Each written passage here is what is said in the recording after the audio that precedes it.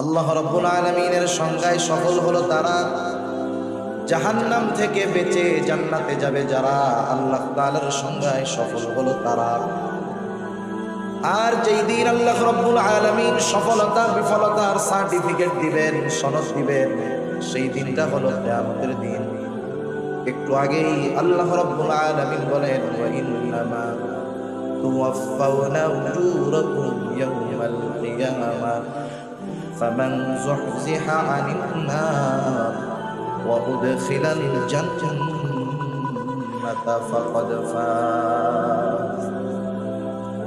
আল্লাহ রাব্বুল আলামিন বলেন, ওয়া ইন্নামা তুওয়াফাউনা উজুরাকুম ইয়াওমাল কিয়ামাহ, কিয়ামতের দিন প্রত্যেককে পরিপূর্ণ প্রতিদান দেওয়া হবে। কিসের প্রতিদান? দুনিয়ায় কে কেমন আমল করেছে তার প্রতিদান। যেমন আমাদের দুনিয়ার মধ্যে স্কুল, কলেজ, ভার্সিটি, মাদ্রাসার মধ্যে পরীক্ষা হয় কি হয় না? অবশ্যই পরীক্ষা আগে, ফলাফল তারপরে। অনুরূপভাবে কিয়ামতের দিবসটা হলো ফলাফল ঘোষণার জায়গা, পরীক্ষার জায়গা নয়। তাহলে পরীক্ষার জায়গা কোথায়? পরীক্ষার জায়গা হলো এই দুনিয়া। দুনিয়া হলো পরীক্ষার হল, আর পরকাল হলো ফলাফলের দিবস, প্রতিদান দিবস। পরীক্ষার হলে সময় কম। একজন পরীক্ষার হলে ঢুকলে একটা বিষয়ে কয় ঘন্টা সময়? সর্বোচ্চ 3 ঘন্টা সময়, ঠিক না? কিন্তু যদি এই 3 ঘন্টা সময় ওই ছাত্র কাজে লাগাতে ব্যর্থ হয়, 3 ঘন্টা সময় যদি কাজে লাগাতে ব্যর্থ হয়, তাহলে তার ব্যর্থতা থাকে সারা জীবন, ঠিক কিনা বলি না? আবার কোনো ব্যক্তি যদি পরীক্ষার হলের অল্প সময় কাজে লাগাতে পারে, তাহলে তার সফলতা হয় দীর্ঘদিন ব্যাপী, অনেক দিন ব্যাপী। এই জন্য দুনিয়া হলো পরীক্ষার জায়গা। দুনিয়ার হায়াতটা নিতান্তই বড় কম। কত কম, কত কম! কারণ দুনিয়া আমাদের কিন্তু শেষ আবাসস্থল নয়, আমাদের শেষ মঞ্জিল, শেষ আবাসস্থল হলো জান্নাত। আল্লাহ তাআলা কবুল করুক, সবাই বলি আমিন। আমরা আল্লাহ তাআলার কাছে এই ব্যাপারে আশা রাখি যে ইনশাআল্লাহ আমাদের সবার শেষ মঞ্জিল, শেষ ঘাঁটি হবে জান্নাত। সবাই তো আর যাবে না, তারপরেও আশা রাখি। কারণ আল ঈমানু বাইনাল খাউফি ওয়ার রাজা, আশা এবং ভয়ের মাঝে ঈমান। আশার ব্যাপারে আল্লাহ তাআলার নিকটে সর্বোচ্চ আশা রাখা যায়, আবার ভয়ের ব্যাপারেও সর্বোচ্চ ভীত হওয়া চাই। হযরত ওমর রাদিয়াল্লাহু তাআলা আনহু বলতেন, আমি তো আল্লাহ তাআলার কাছে এত পরিমাণ আশা রাখি যে তামাম দুনিয়ার সব মানুষ যদি জাহান্নামী হয়, একজন মানুষ যদি জান্নাতি হয়, আমি আশা করি আমি ওমর হব সেই একজন ব্যক্তি। সুবহানাল্লাহ। আবার এতটা ভীত আমি যে তামাম দুনিয়ার মানুষ যদি জান্নাতি হয় আর একজন মানুষ যদি জাহান্নামী হয়, আমি ভয় পাই যে হতে পারে ওই একজন ব্যক্তি হব আমি ওমর। আল্লাহ তাআলার ব্যাপারে সর্বোচ্চ আশা রাখা চাই, কারণ আল্লাহ তাআলার ব্যাপারে আমাদের ধারণা যেমন, আমাদের ব্যাপারে আল্লাহ তাআলার ব্যবহার হবে তেমন। সেজন্য আমাদের শেষ মঞ্জিল হলো জান্নাত। কিন্তু এই শেষ মঞ্জিলে যাওয়ার আগে আমরা অনেকগুলা মঞ্জিল, অনেকগুলা ঘাঁটি অতিক্রম করি, অনেকগুলা ঘাঁটি। প্রথমত, দুনিয়াতে আমাদের কোনো অস্তিত্ব ছিল না। একটা সময় তো মানুষ বলতেই কোনো কিছু ছিল না। আল্লাহ রাব্বুল আলামিন হযরত আদম আলাইহিস সালামকে সৃষ্টি করেছেন মাটি দিয়ে। আমাদের মূল সৃষ্টি হলো হযরত আদম আলাইহিস সালাম থেকে। আল্লাহর নবী বলেন, আল্লাহ তাআলা আদম আলাইহিস সালামের পৃষ্ঠদেশ তথা পিঠ থেকে আমাদের সবার রূহ একত্রে এক সময় সৃষ্টি করেছেন। আল্লাহ তাআলা আদম আলাইহিস সালাম থেকে আমাদের রূহ সৃষ্টি করেছেন। তাহলে বোঝা গেল এখন আছি দুনিয়ার জগৎ। দুনিয়ার জগতে আসার আগে আমরা আরেকটা জগতে ছিলাম, সেই জগৎটা হলো রূহের জগৎ। বলেন তো, রূহের জগতে আমরা সবাই ছিলাম, কোনো সংশয় আছে নাকি? কিন্তু রূহের জগতে আমাদের অবস্থানটা কত বছর ছিল এর হিসাব আমাদের কারো জানা আছে নাকি? হয়তো লক্ষ লক্ষ বছর আমরা রূহের জগতে ছিলাম। একটা সময়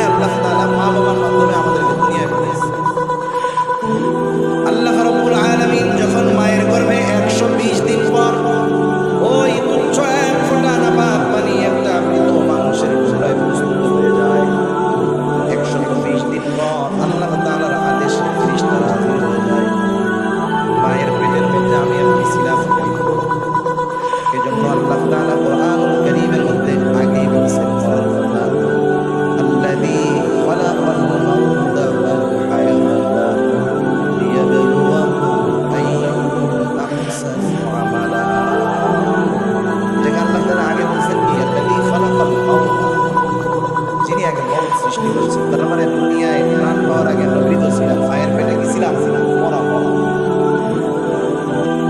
ফেরেশতারা আল্লাহ তাআলার আদেশে 120 দিন পর এসে আমি আপনি ছিলাম মৃত একটা মাংসের টুকরা। ওই মাংসের টুকরার মধ্যে আল্লাহ তাআলার আদেশে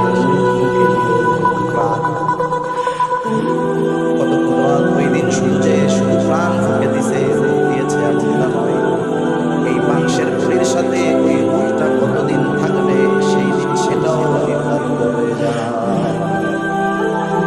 কতদিন এই দেহের সাথে রূহ থাকবে সেটা মায়ের পেটের মধ্যে থাকতেই লেখা হয়ে গেছে। এই যে বোতলটা দেখেন, বোতল প্যাকেট, চিপসের প্যাকেট লেখা জিনিস থাকে না, লেখা থাকে এই যে লেখা একটু করে এরপরে লেখা আছে উৎপাদনের তারিখ, আর একটা আছে মেয়াদ। উৎপাদনের তারিখ হলো এই বোতলটা যেদিন পানি ভরা হয়েছে ক্যাপ লাগাই আছে, সাথে সাথে লেখা আছে মেয়াদ, মানে এই পানিটা কতদিন খাওয়া যাবে।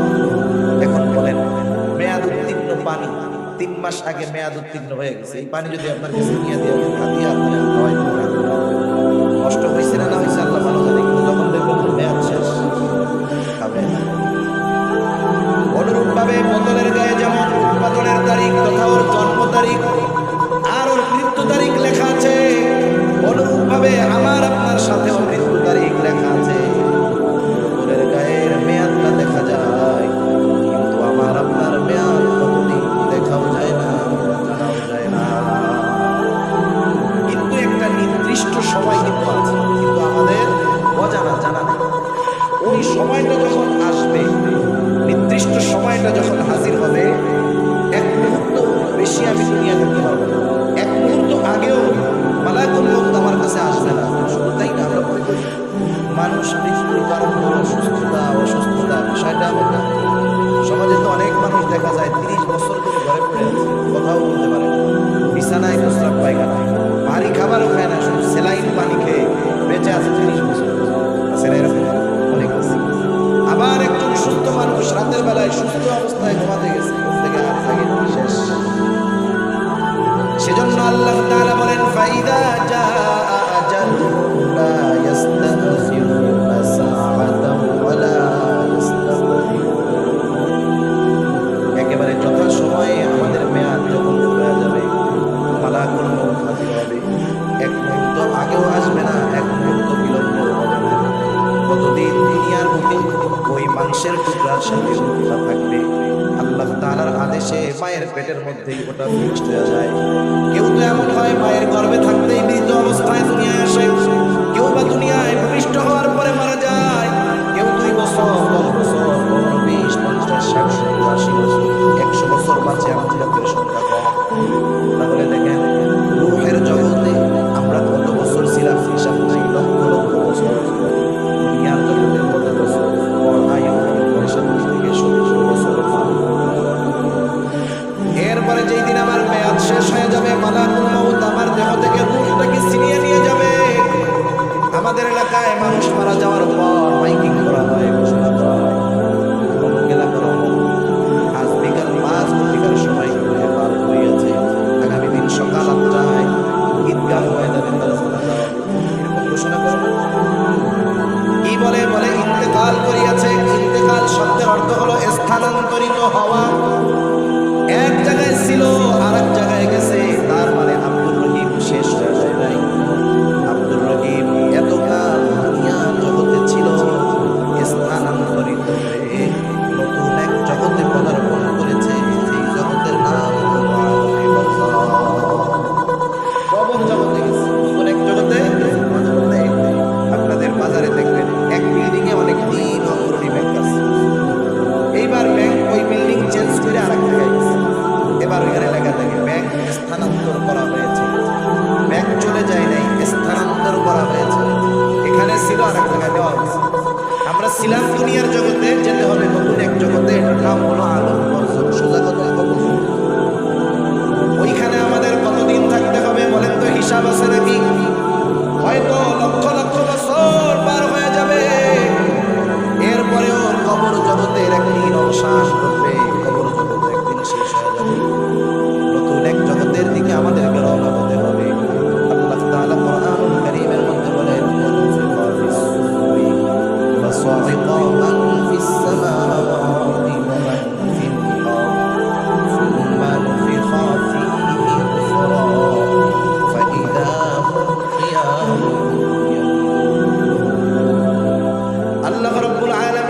এসে ইসরাফিল আলাইহিস সালাম সিংহায় ফুৎকার দিবে।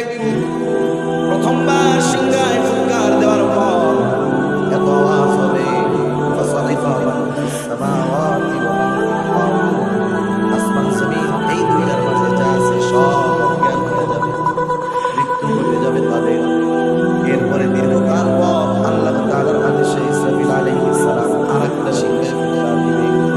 আল্লাহ তাআলা বলেন, সুম্মা নুফিখা ফীহি উখরা ফাইযা হুম কিয়ামুন।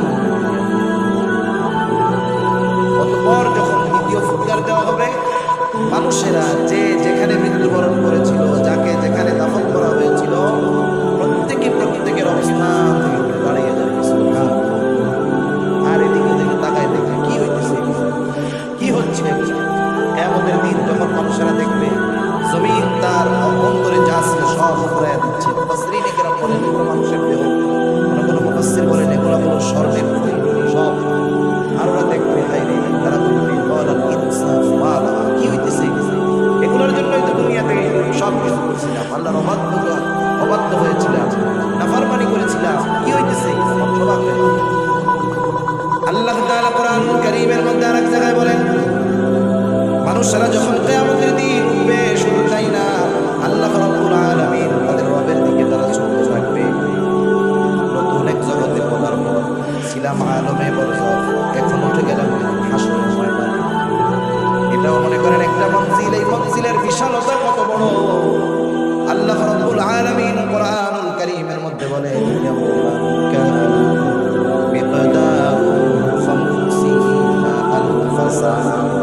কিয়ামতের এক একটা দিনের মেয়াদ দুনিয়া 50,000 বছরের সমান। একটা সময় বিচার আচার হবে, মানুষেরা প্রথমে তো দুই ভাগে ভাগ হবে। আল্লাহ তাআলা বলেন, ফারিকুন ফিল জান্নাহ ওয়া ফারিকুন ফিস সাঈর। একটা দল জান্নাতি আর একটা দল জাহান্নামী।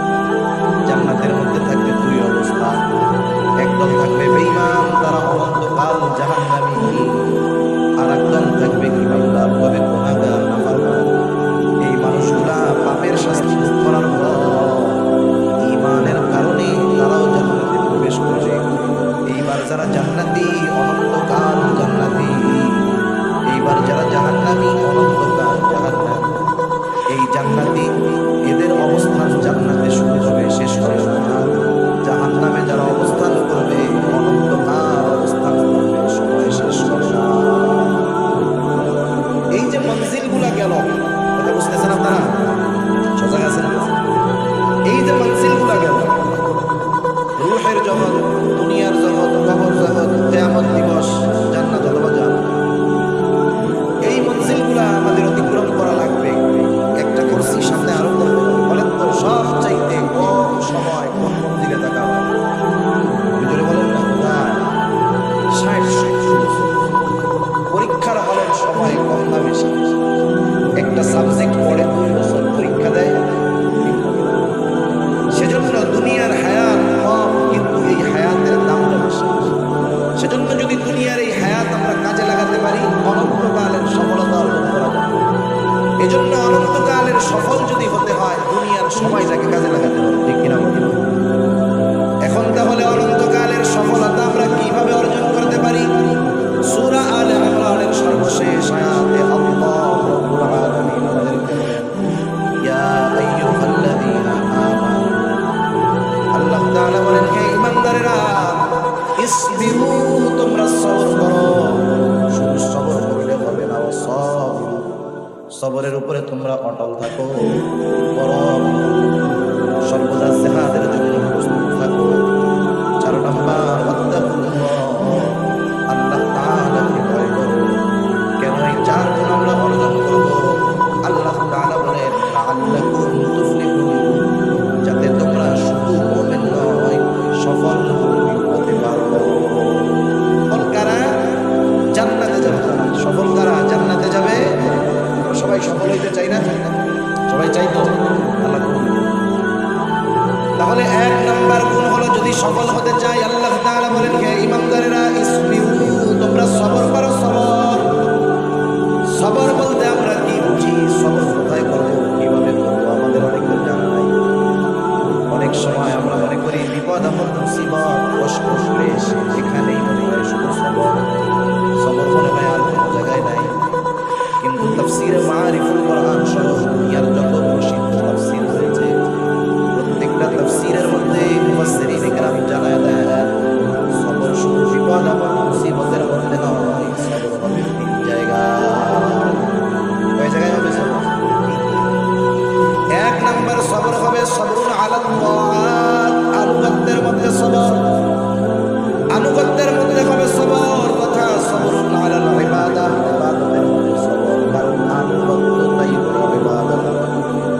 আল্লাহ এবং রাসূলের পরিপূর্ণ আনুগত্য যারা করে তারাই মূলত ইবাদত করে।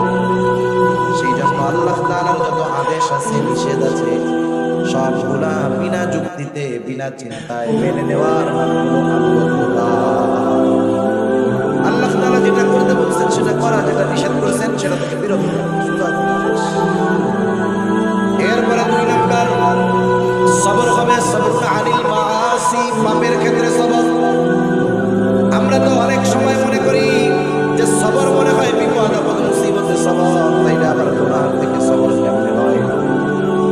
রাসূল আকরাম সাল্লাল্লাহু আলাইহি ওয়াসাল্লামের একটা নসিহত ওয়ালা হাদিস আছে হযরত আবু হুরায়রা রাদিয়াল্লাহু তাআলা আনহু হতে হাদিসটা বর্ণিত। রাসূলুল্লাহ সাল্লাল্লাহু আলাইহি ওয়াসাল্লাম হযরত আবু হুরায়রা রাদিয়াল্লাহু তাআলা আনহুকে 5টা নসিহত করেছেন।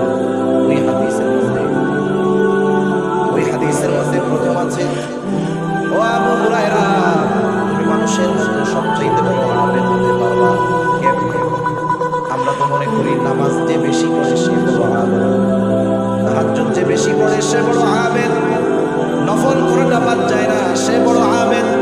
কিন্তু নবীজি বেশি নামাজ পড়বে বলা, তাহাজ্জুদ গুজারি আওয়ামী নেশা সব পড়ে তাকে আবেদ বলেন না। নবীজি বললেন, ও আবু হুরায়রা, ইত্তাকিল মাহারিমা তাকুন আ'বাদান নাস। নবীজি বললেন, আবু হুরায়রা, তুমি নিষিদ্ধ বিষয়সমূহ থেকে বেঁচে থাকো, তাহলে কি হবে? তুমি মানুষের মধ্যে সবচেয়ে বড় আবেদ হয়ে যাবে। সুবহানাল্লাহ। তাহলে দেখেন, ইবাদতের মাধ্যমে আবেদ হয় না, গুনাহ ত্যাগ করার মাধ্যমে আবেদ হয়। ঠিক কিনা বলেন? এজন্য দেখবেন যখন আমরা কোনো আল্লাহওয়ালার কাছে যাই, ওনারা ইবাদত করার চাইতে গুনাহ ছাড়ার ব্যাপারে আগে গুরুত্ব দেন বেশি।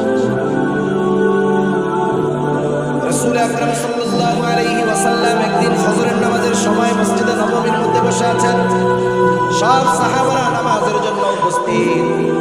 রাসূল আকরাম সাল্লাল্লাহু আলাইহি ওয়াসাল্লাম হঠাৎ করে বলতেছে, শোনো, এখন যে ব্যক্তি দরজা দিয়ে প্রবেশ করবে সে জান্নাতি, নবীজির জবান দিয়ে বের হয়েছে সে জান্নাতি, কোনো সন্দেহ নাই।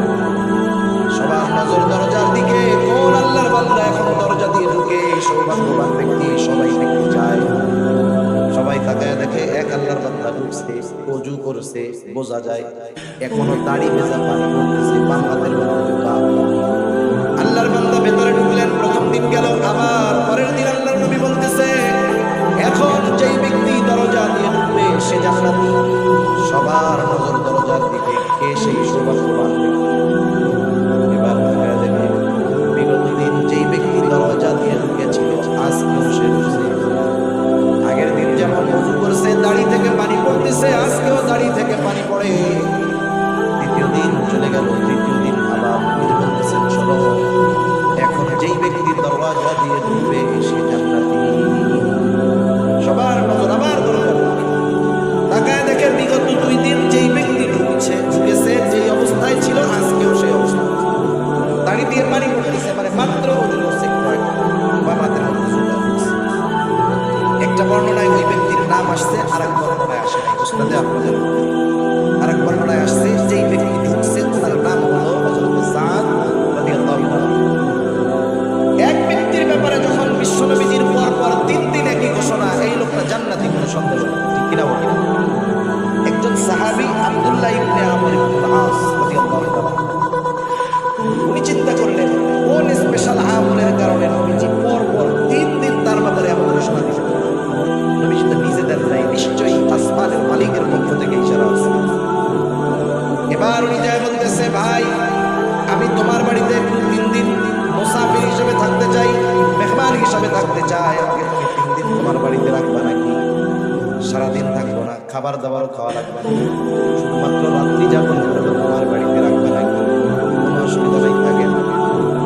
আগে না বলে মেহমানদারিটা সহজ ছিল, ঝামেলা ছিল। এখন আমি যদি এক জায়গার মেহমান চিন্তা করি, আমাদের 5 পদের না খাওয়াইতে পারবো, ঠিক না? আগে না বলে এমন একজন গেছে এক বাড়িতে মেহমান, বাড়ি কিছুই নাই, মেহমান গেছে ফিরাইয়া দেয় নাই। মেহমান যাওয়ার পর কি বলবো, আলহামদুলিল্লাহ আপনি আসছেন, মেহমান তো বরকত নিয়ে আসে, আমাদের ঘরে কিছু নাই, আমরা রোজা আছি, আপনিও থাকেন ইনশাআল্লাহ। আর এখন মেহমান আসলে আমার ঘরে কিছু নাই, আমি যদি বলি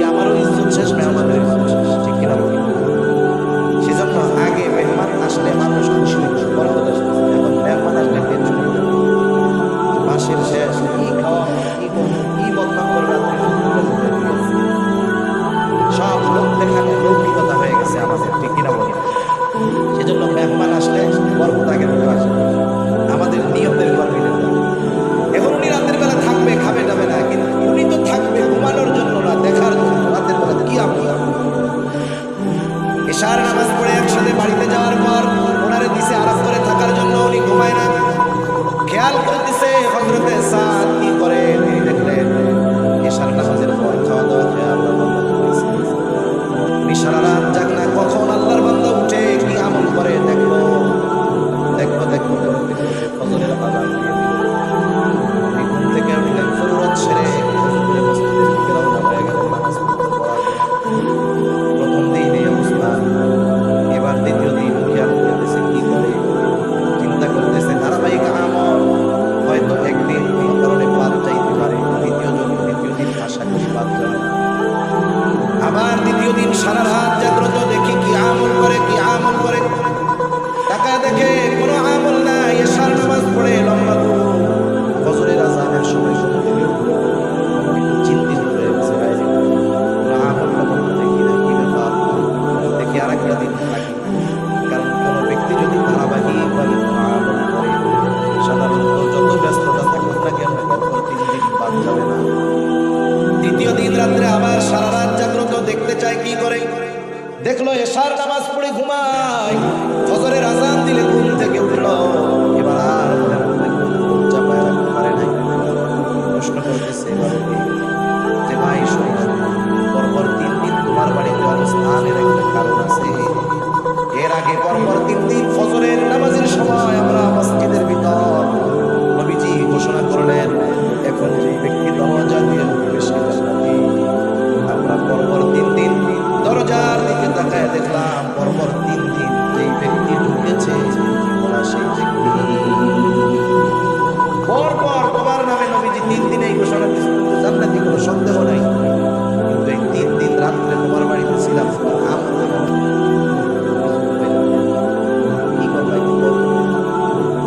হযরত সাদ রাদিয়াল্লাহু তাআলা আনহু বলেন, নবীজি যদি আমার ব্যাপারে এমন ঘোষণা দিয়ে থাকেন তো আলহামদুলিল্লাহ, আল্লাহর কৃতজ্ঞতা প্রকাশ করি। তুমি যে উদ্দেশ্য আসছো, আমার এমন কোনো আমল নাই। আমি কি করি শোনো, এশার নামাজ পড়ে রাতে ঘুমাতে যাই। যখন আমি ঘুমাতে যাই, আমাকে যারা কষ্ট দিয়েছে আমি তাদেরকে মাফ করে দিই, ক্ষমা করে দিই। কারণ অন্তরের মধ্যে যদি হিংসা বিদ্বেষ কারো ব্যাপারে থাকে, আমি সব করে তাড়া দিয়ে ঘুমিয়ে যাই। মনটাকে পরিষ্কার করে আমি ঘুমাতে যাই, এর চেয়ে আর বেশি কিছু না। এইবার আব্দুল্লাহ ইবনে আমর ইবনুল আস রাদিয়াল্লাহু তাআলা আনহু বলেন, তুমি যে রাতের বেলা অন্তরকে পাক সাফ করে ঘুমাও, এর জন্যই তোমার সামান্য বিষয়, এই সামান্য বিষয় ত্যাগ করছে, বড় আবেদ হয়ে গেছে। সেজন্য গোনা ছাড়লেই বড় আবেদ হওয়া যায়, আর গোনার থেকে সবর করতে পারলে বড় আবেদ হওয়া সম্ভব, ঠিক কিনা বলেন? আর গোনার সামনে আসতেই হবে, গোনার সামনে আসতেছি